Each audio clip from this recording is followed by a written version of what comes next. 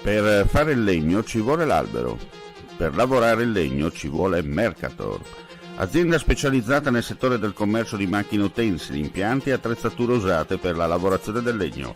13.000 metri quadri da visitare, 2 magazzini con vasta scelta. Tutte le macchine proposte sono disponibili e visibili. Mercator, garanzia, professionalità, serietà a portata di mano.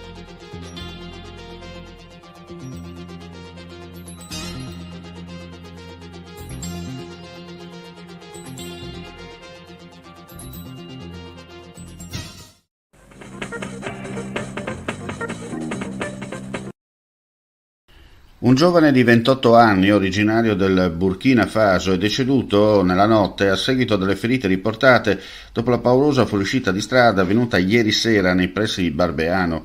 Il giovane si trova in sella alla sua 2 ruote quando ha perso il controllo del mezzo ed è stato sbalzato per diversi metri.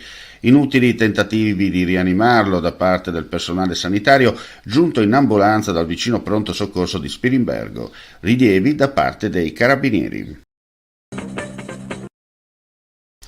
Il maltempo abbattutosi nelle ultime ore sul Friuli Venezia Giulia non è risultato sufficiente a reprimere i focolai di incendio ancora attivi in regione. Ciononostante, tutti i roghi risultano sotto controllo da parte dei vigili del fuoco e degli altri corpi impegnati nelle operazioni di contenimento. L'attuale situazione vede operativi 2 elicotteri tra la Val Resia e Taipana, mentre a Medeazza e Iamiano, prime località colpite, i vigili del fuoco stanno proseguendo le attività di bonifica.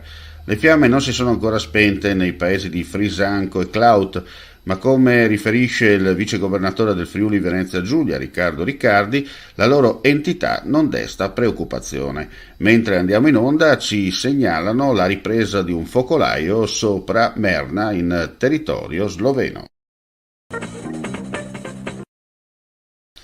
Domani, giovedì 28 luglio, alle ore 11, presso la sede del Consorzio di Bonifica Pianura Friulana Udine, in via l'Europa Unita 141, i consorzi di bonifica della regione si confronteranno sulle conseguenze della siccità, sulla campagna irrigua e le misure adottate da ciascun consorzio per fronteggiare la situazione di crisi. Sarà presente l'assessore regionale all'agricoltura Stefano Zanier, che illustrerà le misure proposte dalla regione e le opere in programma per fronteggiare la scarsità idrica con le relative risorse stanziate.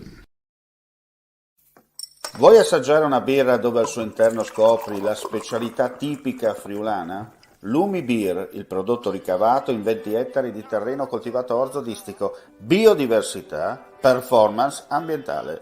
Lumi Beer nelle sue 5 versioni disponibili, 4 per consumo veloce e dissetante e la versione Magnum per intenditori. Lumi Beer si abbina a qualsiasi palato. Lumi Beer è un prodotto esclusivo Azienda Agricola Pancera, il buon seme, i buoni frutti.